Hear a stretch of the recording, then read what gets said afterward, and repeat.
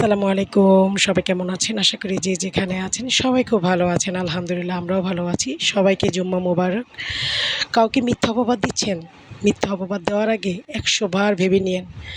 যদি কাবা শরীফে গিলাফ দিয়েও কান্না করেন, তাহলে আপনার সেই অপরাধের ক্ষমা হবে না। যতক্ষণ না পর্যন্ত যার সম্পর্কে মিথ্যা অপবাদ দিয়েছেন তার কাছে ক্ষমা না চান।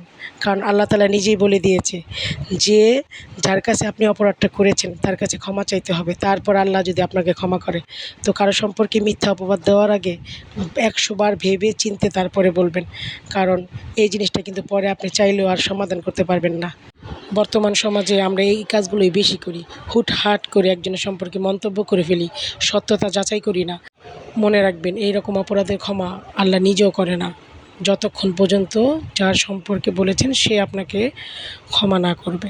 তো যাই হোক, সবাই ভালো থাকবেন। আর অবশ্যই আমার প্রত্যেকটা ভিডিওকে একটু লাইক কমেন্টস করে দিবেন, শেয়ার করে দিবেন।